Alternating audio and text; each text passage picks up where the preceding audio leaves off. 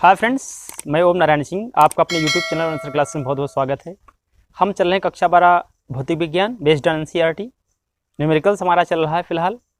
अगला सवाल सामने है, उसको आप देखिएगा। क्वेश्चन है, पट्टिकाओं के बीच वायु वाले एक समांतर पट्टिका संधारित्र।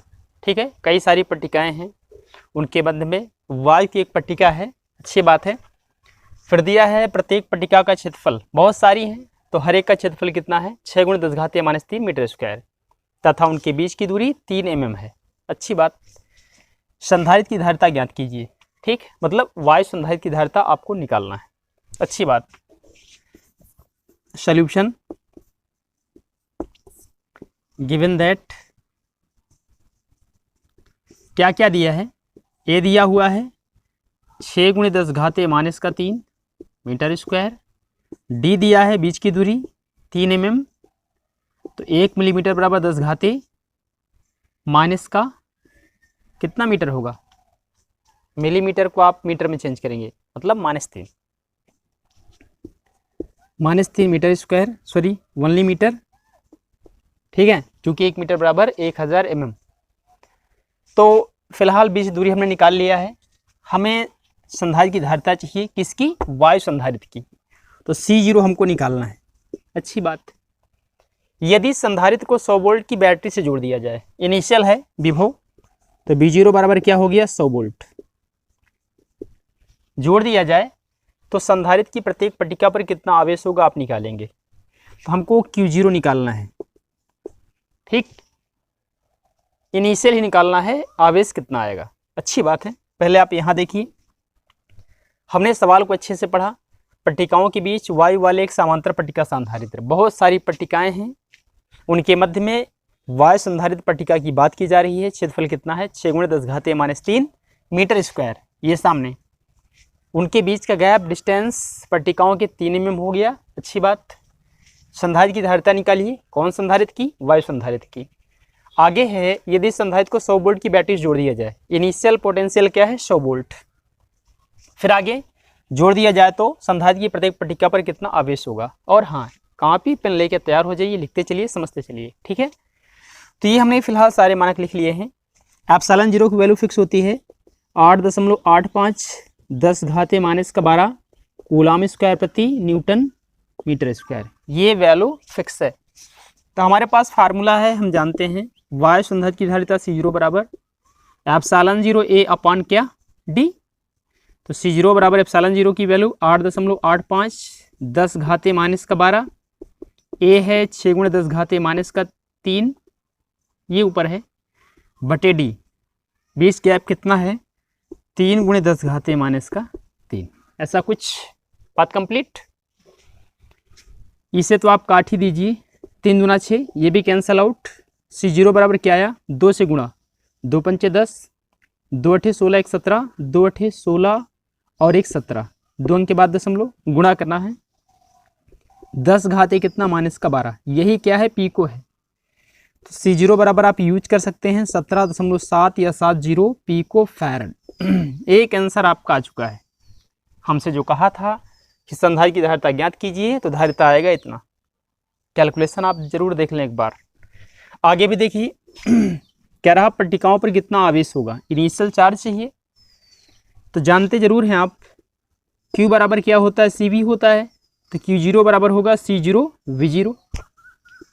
तो Q0 बराबर C0 की वैल्यू अभी अभी आपने निकाला है 17.70 10⁻12। ठीक, जीरो आप यहाँ रखें ना रखें कोई मतलब नहीं है, नहीं आप सोचे कहाँ से हट गया। और उसके बाद V0 कितना है, 100 मतलब 10⁻²। तो Q0 बराबर क्या हो जाएगा, 17.70 10⁻−10 10⁻² है 100, एडजस्ट होगा, -10 बचेगा। चाहे तो यहाँ ला लें, नो प्रॉब्लम। Q0 बराबर 1.77 10⁻, बाईं तरफ आएगा, घात में 1 जुड़ेगा, तो -10 में 1 जुड़ेगा, -9, इतना कूलम। ठीक है ना। -9 को बोलते हैं नैनो। तो मर्जी आप यहाँ छोड़ दीजिए, या फिर Q0 बराबर 1.77 10 हटेगा तो बन जाएगा आपका नैनो कूलम NC। ठीक है, इसका मतलब नैनो कूलम इसका मात्रक हो गया। तो ये रहा आपका आंसर। इस तरीके से आप बेहतर तरीके से समझिएगा और क्वेश्चन को सॉल्व कीजिएगा, ठीक है ना। रिलेशन देखा करिए हमारे पास है क्या क्या मानक, उसके बाद हम कौन सा फार्मूला यूज करेंगे, क्या हमसे पूछ रहा है। तो वायु संधारित्र की धारिता हमसे पूछा था, सिंपल सी बात है, वायु मीडियम हो गया। तो C0 बराबर हमारे पास फार्मूला है एप्सिलॉन 0 A अपॉन D। फार्मूले पे देखिए एप्सिलॉन 0 की वैल्यू फिक्स होती है, A मेरे पास दिया हुआ है, D भी मेरे पास दिया हुआ है, हम निकाल लिए आराम से। अब मेरे पास V0 भी है, C0 भी है, Q0 चाहिए, प्रत्येक पर आवेश चाहिए, तो फार्मूला यही तो है। Q बराबर क्या है, CV है, Q0 बराबर C0 V0, बस सॉल्व करना है। तो फास्ट नोट करिए, हम आगे चल रहे हैं। आइए अगले सवाल पे हम लोग चल रहे हैं। सवाल फिर आप देखिएगा अच्छे से। 12 पिकोफैरेड का एक संधारित्र, ठीक है, 12 pF का एक संधारित्र है, 50 वोल्ट की बैटरी से जुड़ा हुआ है। किताब में भी आप देखते चलें, सब कुछ समझते चलें। संधारित्र में कितनी स्थिर वैद्युत ऊर्जा संचित होगी आपको निकालना है। आइए चलते हैं सॉल्यूशन पे। C बराबर दिया हुआ है 12 पिकोफैरेड, ठीक है ना। तो 12 × 10 घाते -12 फैरेड, पिको मतलब -12, 10⁻⁻12। और V बराबर क्या दिया हुआ है 50 वोल्ट, और हमसे U पूछ रहा है, ठीक है ना। स्थिर वैद्युत ऊर्जा संचित होगी, कितना संचित होगी। तो हमारे पास इनका एक रिलेशन है, U बराबर क्या होता है, हाफ CV², स्थिर वैद्युत ऊर्जा का फार्मूला। तो लाइए मान रख देते हैं, सिंपल ही है, कोई टफ नहीं है। 1/2 C मतलब क्या, 12 × 10 घाते -12, V² 50 के स्क्वायर, करिए वर्ग। तो 2 × 12, तो U बराबर हो गया आपका 6 × 10 घाते -12, कौन सा ये वाला 6 बचा है, 50 का वर्ग क्या हो गया 2500, 5 × 5 = 25, 6 से गुणा, U बराबर 00 तो है ही, और 25 × 6, 25 × 150, 150, 10 घाते -12, इतना जूल। या फिर आप 0.1 2 3 4 अंक यहाँ ला सकते हैं। U बराबर होगा 1.50, 10 घाते -12 प्लस का 4, जितने अंक बाईं तरफ आएगा घात में उतना प्लस हो जाएगा, वही तो हमने किया है। तो U बराबर हो गया 1.5, 10 घाते -8 जूल। तो मर्जी है आप आंसर यहाँ छोड़ें, मर्जी है आप यहाँ छोड़ दें, इच्छा आपकी है। तो ये रहा हमारा सॉल्यूशन, ठीक है। तो फास्ट करिए, हम आगे चल रहे हैं। आइए इस सवाल पे चलते हैं। ये भी थोड़ा सा अलग सवाल है, ये सवाल पिछले सवाल पे आधारित है जो अभी आपने किया था। सवाल क्या है, प्रश्न 2.8 में दिए गए, मतलब इसके पहले वाला सवाल, ठीक। ये बेस्ड ऑन CRT का संभवतः 29वां सवाल है, ठीक है। तो इसके पहले 29वां नहीं 9वां सवाल है दूसरे चैप्टर का। तो इसके पहले वाले में आप आइएगा, देखिएगा। संधारित्र की पट्टिकाओं के बीच यदि 3 में मोटी अभ्रक की एक सीट रख दिया जाए जिसका प्रवृत्तांक 6 है, तो स्पष्ट कीजिए क्या होगा, विभव संभरण जुड़ा रहेगा, संभरण को हटा लिया जाएगा। पहले मानक लिखिएगा, सॉल्यूशन गिवन दैट क्या क्या दिया हुआ है, तो दिया हुआ है हमारे सामने D, ठीक है ना, 3 mm, मतलब 3 × 10 घाते -3 मीटर हो गया, और शायद K बराबर दिया हुआ है 6, अच्छी बात है। तो आगे की बात कर लें, स्पष्ट कीजिएगा क्या होगा, मतलब यहाँ पर हमें चार्ज के बारे में बताना है, चार्ज में क्या परिवर्तन आएगा, चार्ज कैसा रहेगा, बढ़ेगा या फिर घटेगा। सहारा किसका लेना है, इसके पहले वाले सवाल का, हमने उस पर निकाला था, शायद आपने देखा भी होगा। C0 बराबर आया था 17.7 10 घाते -12, ठीक है ना। इसी को हम समथिंग 18 लिख सकते हैं, 10 घाते -12 फैरेड। 17.7 को 5 से बढ़ा इसके पहले जोड़ सकते हैं, नो प्रॉब्लम। तो C0 मेरे पास से पहले वाले सवाल का हमने सहारा लिया। अब आते हैं इस पे, देखते हैं, विकास जानते हैं फार्मूला। C/C0 बराबर क्या होता है, K होता है।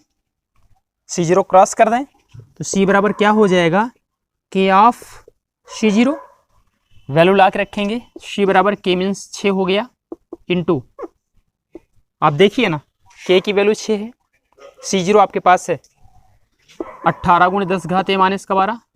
हर बात अच्छे से समझ में आना चाहिए। तो 18 छंगम 108 10 घात ए माइनस का 12 फैरेड, या फिर इसी को बोलते हैं 108 पिको फैरेड। ऐसा कुछ सी निकल गया। हमको क्या चाहिए? चार्ज चाहिए, आवेश चाहिए। आवेश में क्या परिवर्तन आया? बिकॉज क्यू बराबर क्या होता है? सी भी होता है। तो क्यू बराबर सी अभी हमने निकाला 108 10 घाते माइनस 12। वी कहीं होगा होगा नहीं, इसके पहले वाले सवाल में दिया हुआ है। क्या दिया था? बी बराबर था 100 वोल्ट, क्योंकि सहारा लेना है हमको पहले वाले सवाल का।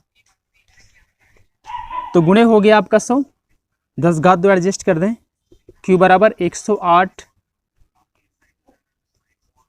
10 की पावर माइनस का 10, इतना कूलम। ठीक है, तो फिलहाल हम यहां तक पहुंचे हैं। क्या लिखेंगे? अतः संभरण जुड़ा रहने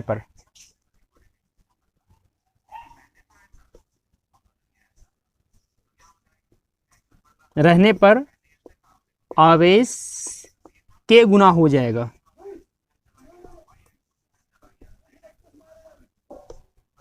ठीक है ना? अरे भाई के से गुना ही तो हुआ है, इसमें हुआ तो इसके साथ भी हुआ, बिकॉज सी प्रोपोर्शनल क्यू। ठीक है, तो ये सवाल हमारा कंप्लीट हुआ। अब आप आगे देखें, आगे चलें। ठीक है, और फर्स्ट क्लास तरीके से आप नोट करिए, आगे हम चल रहे हैं। ठीक है ना? ठीक है, तो इस पर आइए देखिएगा आप इस सवाल को। संभरण को हटा लिया जाएगा। जब हटा लेते हैं तो इसके पहले आपने दिखाया होगा कैपेसिटेंस कुछ निकल के आया है, धारिता। ठीक है ना? इसके पहले वाले सवाल में तो C बराबर 108, शायद अभी 108 ही था। कितना था आपने निकाला था? 108 पिको फैरेड था जो भी आपने निकाला था मीडियम में। अरे 18 छंगे 8 फार्मूला आपने निकाला था। C बराबर के आप C0, तो C बराबर के मतलब 6 हो गया। C0 आपके पास इसके पहले था शायद 18 गुणे 10 घाते माइनस का 12 आपके पास है, तो 18 छंगा 108 हमने फिलहाल हटा दिया अपने पास से। ठीक है ना? तो अगर आप यहाँ देख पा रहे होंगे तो आपको आगे भी देखने को मिलेगा। C बराबर ये हो गया। और हाँ, जब हटा लेंगे तो विभव में परिवर्तन होगा। विभव क्या होगा? विभव आपके परावर्तनांक का 1/6 गुना हो जाएगा। तो आप लिखेंगे संभरण को हटा लेने पर प्राप्त विभव V डैश बराबर V/6 या V/K। ठीक है ना?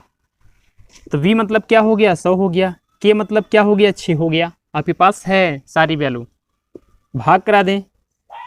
6 कम 6 4 10 40, 6 6 36 4 40, 6 6 36, बार बार ऐसा होता रहेगा। ठीक है ना? इसको आप 16.7 भी यूज कर सकते हैं, अर्थात इतना वोल्ट आप यूज कर सकते हैं, लिख सकते हैं। ठीक है ना? आगे भी थोड़ा सा हम लोग देखते हैं, चलते हैं। ये सब कुछ हो गया है।